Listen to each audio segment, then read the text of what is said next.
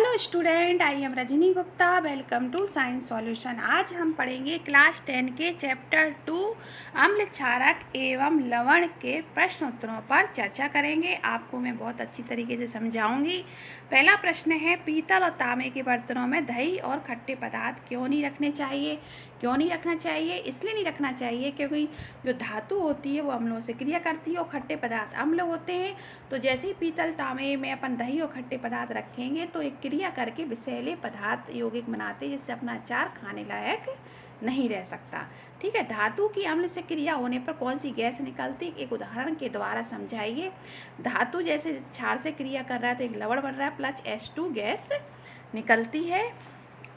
जलती हुई मोमबत्ती को जब अपन परखनली के मुंह के पास ले जाते हैं फटाफट पॉप ध्वनि उत्पन्न होती। तो ये बच्चों एक क्रिया बहुत आती है कि धातु की अम्ल क्षार से क्रिया होने पर कौन सी गैस निकलती है, तो आपको पता होना चाहिए H2 गैस निकलती है। अगला प्रश्न है क्वेश्चन नंबर 3, कोई धातु यौगिक है ए, तनु HCl से क्रिया करता है और बुधवाहट के साथ एक गैस उत्पन्न होती है और जलती हुई मोमबत्ती को बुझा देती है। तो और जो उत्पन्न होता है कैल्शियम क्लोराइड। इस अपक्रिया को संतुलित रासायनिक समीकरण से लिखिए। तो अपन HCl लिख लेंगे। ठीक है, बुधवाहट गैस उत्पन्न हो रही और जो जलती और कैल्शियम क्लोराइड लिख लेंगे। अब अपन देखेंगे इसकी क्रिया किससे हुई है कि CaCO3 से। जो कैल्शियम कार्बोनेट है उससे क्रिया हुई तो CO2 एक गैस निकली जो बुधवाहट के, और H2 जो पानी था जिसने जलती हुई मोमबत्ती को बुझा दिया। फिर नेक्स्ट है प्रश्न, HCl और HNO3 आदि जलीय विलयन में अम्लीय अभिलक्षण क्यों प्रदर्शित करते, जबकि एल्कोहल और ग्लूकोज जैसे यौगिकों के विलयन में अम्लता के अभिलक्षण प्रदर्शित नहीं होते हैं। बच्चों, ये प्रश्न उत्तर आपको बहुत अच्छी तरीके से समझ में आएंगे अगर आप इनको देखने से पहले, इस वीडियो को देखने के पहले अगर आप पार्ट 1 और पार्ट 2 देख लेंगे तो ये प्रश्न उत्तर आपको बहुत अच्छी तरीके से समझ में आएंगे। जैसे अपन पढ़ते हैं HCl HNO3 जो जलीय विलयन होता है, इसमें जो H पॉजिटिव आयन देते हैं जिसके कारण ये अम्लीय गुण प्रदर्शित करते हैं, जबकि जो एल्कोहल और ग्लूकोज क्या H पॉजिटिव आयन नहीं देते, ये अम्लीयता का गुण प्रदर्शित नहीं करते। अम्ल का जलीय विलयन क्यों विद्युत का चालन करता है? इसलिए करता है क्योंकि अम्ल का जलीय विलयन H पॉजिटिव आयन उत्पन्न करता है, इससे विद्युत का प्रभाव होता है। शुष्क हाइड्रोक्लोरिक गैस शुष्क लिटमस पत्र के रंग को क्यों नहीं बदल? शुष्क मतलब सूखा। अब इसे पानी की उपस्थिति नहीं है तो पानी की अनुपस्थिति में, पानी अगर नहीं होगा तो H पॉजिटिव आयन उत्पन्न नहीं होंगे, और जल की उपस्थिति में HCl में H पॉजिटिव आयन उत्पन्न नहीं होगा, इस प्रकार वो रंग भी नहीं बदलेगी।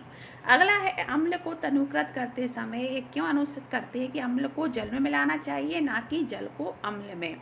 ये इसलिए करते हैं क्योंकि अगर हम अम्ल को जल में मिलाएंगे तो सही रहेगा, है ना, क्योंकि जल अगर अपन ने आधा गिलास लिया, अम्ल की थोड़ी सी मात्रा, वो तो ठीक है, लेकिन जैसे डायरेक्ट अगर अपन जल को अम्ल में मिलाएंगे, सांद्र अम्ल में मिलाएंगे तो क्या होगा, विस्फोट की स्थिति बन सकती है। इसलिए सलाह दी जाती है कि हमें हमेशा अम्ल को ही जल में मिलाना चाहिए। माने तनुकृत का अर्थ होता है पतला करना। माना जैसे ही जल में हम अम्ल को मिलाएंगे तो जो अम्ल की थोड़ी सी मात्रा लेंगे और जल की ज़्यादा मात्रा होगी तो वो अम्ल कैसा होगा, तनु मतलब पतला होगा।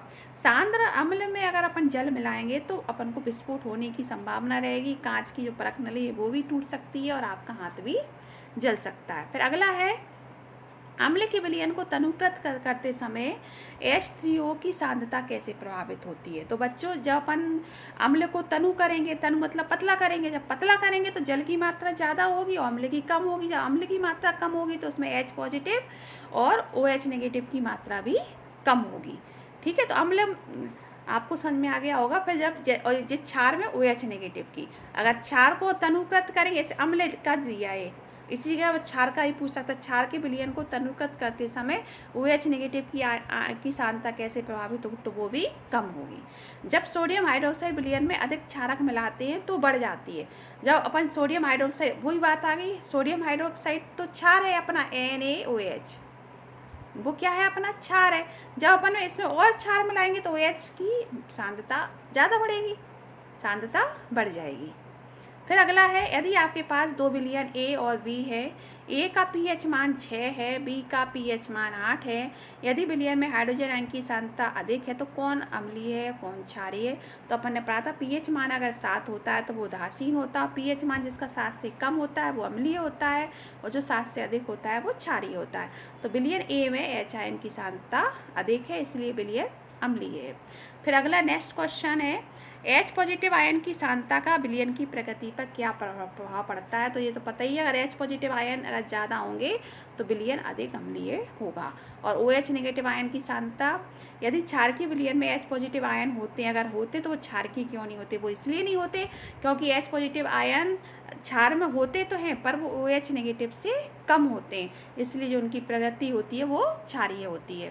फिर अगला प्रश्न है, यदि किसी किसान खेत की मृदा में किसी बिना भुजा हुआ चूना या भुजा हुआ चूना चौक का प्रयोग करता है तो क्यों करता है। तो क्यों करता है, क्योंकि अपन ने पढ़ा था, जब मैंने पार्ट 2 वीडियो समझाया था उसमें मैंने समझाया था कि जो खेत की मिट्टी का पीएच मान 7 होना चाहिए, जो अच्छी फसल के लिए ठीक रहती है।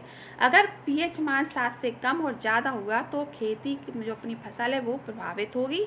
इसलिए हमें मिट्टी को, अगर मिट्टी का, अपनी खेत की मिट्टी का पीएच मान अगर 7 से कम है तो वो कैसी अम्लीय है। अगर वो अम्लीय है तो फिर उसमें अपन बिना बुझा क्षारीय पदार्थ मिलाएंगे, जैसे बिना बुझा हुआ चूना या बुझा हुआ चूना, कैल्शियम कार्बोनेट या मिट्टी का प्रयोग करें। ये सब उत्पाद किसके, कैल्शियम, बिना बुझा हुआ चूना और बुझा हुआ चूना। तो इस बुझा हुआ चूने का शुद्ध कैल्शियम हाइड्रोक्साइड और बिना बुझा CaO। तो बच्चों ये फॉर्मूले याद कर लेना, ये पेपर में आते हैं। तो अब आपको समझ में आ गया होगा, अगर मिट्टी अम्लीय है तो उसमें क्षारीय पदार्थ मिलाएंगे, अगर मिट्टी क्षारीय है तो उसमें अपन अम्लीय पदार्थ मिलाएंगे। फिर अगला प्रश्न है कि CaOCl2 के OH का प्रचलित नाम क्या है। तो ये अपन को पता है, क्लोर छाल प्रक्रिया से प्राप्त हुआ था Cl। जब Cl की क्रिया होती तो अपन को CaOCl2 का व्यंजक चूर्ण प्राप्त होता है। उस पदार्थ का नाम बताइए जो क्लोरीन से क्रिया करके व्यंजक सूक्ष्म बुझा हुआ चूना, सूक्ष्म CaO। ठीक है। फिर कठोर जल को मृत करने के लिए सोडियम यौगिक का प्रयोग किया जाता है। तो कठोर जल को मृत करने के लिए सोडियम कार्बोनेट या जिसे धोने का सोडा कहते हैं। फिर सोडियम हाइड्रोजन कार्बोनेट के विलयन को गर्म करने पर क्या होता है। सोडियम हाइड्रोजन कार्बोनेट क्या है, अपना बेकिंग सोडा, जिसे अपन खाने का सोडा कहते हैं। ये गर्म करने पर Na2CO3 देता है, H2O देता है और CO2 देता है। तो बच्चों ये क्रिया याद कर लेना, ये इंपॉर्टेंट है, पेपर में आती है। फिर है प्लास्टर और पेरिस की जल के साथ क्रिया। तो ये मैंने आपको समझाया था, प्लास्टर और पेरिस क्या होता है। जब अपने हाथ में फ्रैक्चर हो जाता है तो जो प्लास्टर चढ़ता है वो इसी का चढ़ता है, वो एक सफ़ेद चूर्ण होता है। जैसे ही अपन जल मिलाते हैं उस सफ़ेद चूर्ण में तो वो कठोर जम जाता है, तो वो जम जाता है, वो कौन होता है, जिप्सम होता है। तो ये क्रिया है CaSO4 1/2 H2O plus 1/H2O CaSO4 2H2O। ये जिप्सम का सूत्र है। फिर कोई विलयन लाल लिटमस को नीला कर देता है तो उसका पीएच क्या होगा। अगर वो लाल को नीला कर रहा है तो उसका पीएच मान 10 होगा, है ना, क्योंकि अपन ने पता है कि पीएच मान अगर 7 से अधिक होगा तो वो क्षारीय होगा। तो लाल को नीला कौन करता है, क्षार करता है, तो उसका पीएच मान 10 है। कोई विलयन अंडे के पिसे हुए कवच से अभिक्रिया करके गैस उत्पन्न करता है जो चूने के पानी को दूधिया कर देती हो। कौन सी के इस विलयन में क्या होगा, क्या होता है, HCl होता है, हाइड्रोक्लोरिक अम्ल। फिर है नेक्स्ट है NOH का 10 ml विलयन HCl के 8 ml विलयन में पूर्णतः उदासीन हो जाता है। यदि हम NOH के उसी विलयन को 20 ml में लें तो उसे उदासीन करने के लिए HCl की कितनी मात्रा अपन को लेना पड़ेगी, तो 16 ml लेना पड़ेगी। अपच का उपचार करने के लिए निम्न में से किस औषधि का प्रयोग करते हैं। अपन ने पढ़ा क्षारकीय प्रति अम्ल का प्रयोग, एंटीसिड का प्रयोग करते हैं। निम्न अपक्रिया के लिए शब्द समीकरण लिखिए, उसके बाद संतुलित करिए। तो ये अपक्रिया है, Zn धातु है, इसने अम्ल से क्रिया करी तो ZnSO4 H2 गैस निकली। H2 गैस अपन को ये पता, ये धातु ही है, Zn जिंक, Mg एल्युमिनियम, और फिर ये धातुओं ने अम्ल से क्रिया करके क्या करते, H2 गैस निकालते हैं। इस आधार पर आप पूरी क्रिया बना सकते हैं। MgCl2 ये क्यों है, क्योंकि Mg की 2 वैलेंसी होती है, Cl की 1 होती है। तो जी आप जब आप वैलेंसी पढ़ोगे तो ये आपको याद हो जाएंगी, है ना। तो MgCl2 में Mg की 2 वैलेंसी है, ये आप आगे पढ़ोगे, और Cl की 1 है। तो Cl ने इसको 1 दिया, इसने 2, इसलिए MgCl2। इसी प्रकार से Al2SO4 3, Al की 3, SO4 की 2। FeCl2 का भी यही है, Fe की 2 होती है, Cl की 1। इस प्रकार ये फॉर्मूले बनते हैं। नेक्स्ट है अल्कोहल ग्लूकोज जैसे यौगिकों में हाइड्रोजन होते हैं लेकिन इनका वर्गीकरण अम्ल की तरह नहीं होता, इसे साबित कीजिए। ग्लूकोज, अल्कोहल, हाइड्रोक्लोरिक अम्ल, सल्फ्यूरिक आदि का विलयन लेते हैं। एक कॉर्क में 2 कीले लगाकर 100 ml के बीकर में रख देते हैं। अब किलो को 6 वोल्ट की बैटरी के 2 टर्मिनलों के साथ एक बल्ब स्विच के माध्यम से जोड़ते हैं। बीकर में थोड़ा सा तनु HCl डालते हैं और विद्युत धारा प्रभावित करते हैं और यही क्रिया तनु H2SO4 के साथ भी करते हैं। तो अल्कोहल जो ग्लूकोज जैसे यौगिकों में हाइड्रोजन तो होते हैं लेकिन इसका वर्गीकरण अम्ल की तरह नहीं होता क्योंकि ये H पॉजिटिव आयन नहीं बनाते। ठीक है, जो ये अपन ने पढ़ा था कि ये क्या H पॉजिटिव आयन नहीं बनाते, इसलिए इनमें विद्युत का जो चालन नहीं होता। असावित जल विद्युत का चालक क्यों नहीं होता जबकि वर्षा जल में होता है? तो असावित मतलब डिस्टिल वाटर। डिस्टिल वाटर शुद्ध होता है जिसका pH मान कितना होता है? 7 होता है। जबकि वर्षा का जो जल होता है उसमें कई लवण आते हैं, तो इस कारण क्या होता है? विद्युत का चालन होता है। जो डिस्टिल वाटर क्या होते हैं? शुद्ध होते हैं, इनमें विद्युत का चालन नहीं होता। विद्युत के चालन आयनों की आवश्यकता होती है, जबकि वर्षा के जल में विद्युत का चालन होता है क्योंकि इसमें थोड़ी सी मात्रा में अम्ल विद्यमान होता है, जैसे सल्फर डाइऑक्साइड नाइट्रोजन डाइऑक्साइड के साथ मिलकर अम्लीय बना देते, इसलिए H पॉजिटिव आयन उत्पन्न करते जिसके कारण विद्युत का चालन होता है। जल की अनुपस्थिति में अम्ल का व्यवहार अम्लीय क्यों नहीं होता? क्योंकि H पॉजिटिव आयन अलग नहीं होते। 5 विलयन लिए अपन F A B C D E सावित्रिक सूचक से जांच की जाती तो उनके pH मान 4, 1, 11, 7 और 9 प्राप्त। कौन सा विलयन क्या है? अब जैसे इसका A प्राप्त हुआ है ना, अब इसको अपन ऐसे करते हैं। अगर जिसका 4 प्राप्त हुआ तो वो द्रव अम्लीय है, जिसका 1 प्राप्त हुआ प्रबल अम्लीय है, जिसका 11 प्राप्त हुआ प्रबल क्षारीय है, 7 है उदासीन है, 9 है ध्रुव क्षारीय है। और आयन की सांद्रता इस प्रकार CEDAB है ना, pH मान उसी प्रकार घटता है। अब परख नली A और B में समान लंबाई की मैग्नीशियम की पट्टी ली अपन ने। परख नली A में HCl लिया, परख नली B में एसिटिक अम्ल डाल। किस परख नली में अधिक तेजी से गैस निकलेगी? किस में निकलेगी? परख नली A में निकलेगी क्योंकि हाइड्रोक्लोरिक अम्ल एसिटिक अम्ल से अधिक प्रबल अम्ल है।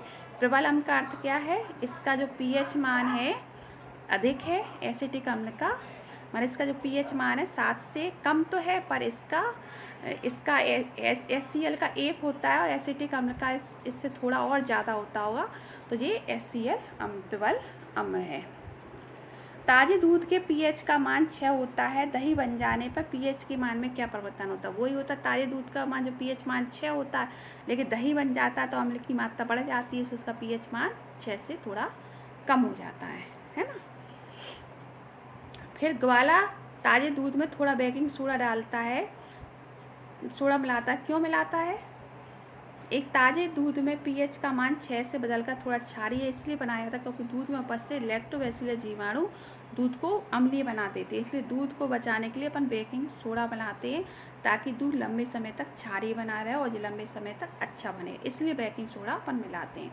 फिर इस दूध को दही से बनने में अधिक समय क्यों लगता है? इस दूध को दही से बनने इसलिए समय लगता है क्योंकि इस प्रक्रिया में लैक्टिक जो अम्ल होता है ताजे दूध में जो अपन ने बेकिंग सोडा मतलब उसको अपन ने दूध को उदासीन कर दिया, अब फिर वो अम्ल बनेगा, तो इसलिए अपन को ज़्यादा टाइम लगता है। तो बच्चों पूरे जो क्वेश्चन है आप pH स्केल को कर लेना, तो pH स्केल में आप ध्यान रखना 7 जिसका मान है 7 से अगर वो कम है तो वो अम्लीय है और 7 से जो ज़्यादा है जिसका मान क्षारीय। इसी प्रकार HCl और ये अपन ने पढ़ा एसिटिक अम्ल, ये दोनों क्योंकि HCl अम्ल में H पॉजिटिव आयन की सांद्रता अधिक है और एसिटिक अम्ल में H पॉजिटिव आयन की सांद्रता कम है, इसलिए वो ज़्यादा प्रबल क्षारीय है। तो ये पूरे जो क्वेश्चन है एक दूसरे से मिलते जुलते हैं, तो आप थोड़ा बस इसको दिमाग में फिट कर लेना तो सभी प्रश्नों के आप उत्तर आसानी से दे सकते हैं। प्लास्टिक और पेरिस को आद्रवती बर्तन में क्यों रखते हैं? इसलिए रखते हैं क्योंकि ये आर्द्रता उपस्थित जल को अवशोषित कर ठोस पदार्थ में बदल जाता है ना, तो इसलिए इससे बचाने इसको बचाने के लिए अपन आद्ररोधी बर्तनों में रखते हैं क्योंकि वातावरण से जल को अवशोषित करके ठोस पदार्थ में बदल जाएगा। उदासीनीकरण अभिक्रिया क्या है? उत्तर दीजिए। तो वह अभिक्रिया जिसमें क्षारक अम्ल अभिक्रिया करके जल और लवण का निर्माण करते हैं उसे उदासीनीकरण अभिक्रिया कहते हैं। इसमें अम्ल क्षार एक दूसरे के प्रभाव को तंग उदासीन कर देते हैं। धोने का सोडा बेकिंग सोडा के दो उपयोग।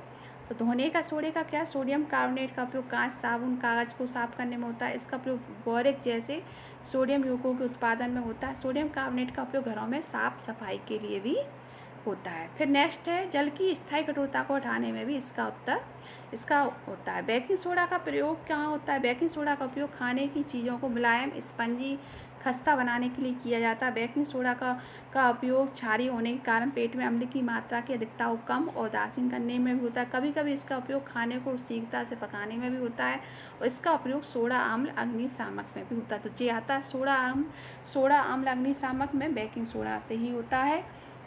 बच्चों ये आपको समझ में आ गया होगा। और कहीं भी कोई भी टॉपिक या कोई प्रश्न आपको समझ में नहीं आया उसे कमेंट सेक्शन में लिखना, मैं उसे सभी के प्रश्नों के उत्तर देने की पूरी कोशिश करूंगी। अगर आपने वीडियो को सब्सक्राइब नहीं किया है तो वीडियो को सब्सक्राइब ज़रूर करिएगा, जिससे नेक्स्ट वीडियो के नोटिफिकेशन समय पर मिलते रहें। घर पर रहें, सुरक्षित रहें। नेक्स्ट वीडियो में मिलते हैं।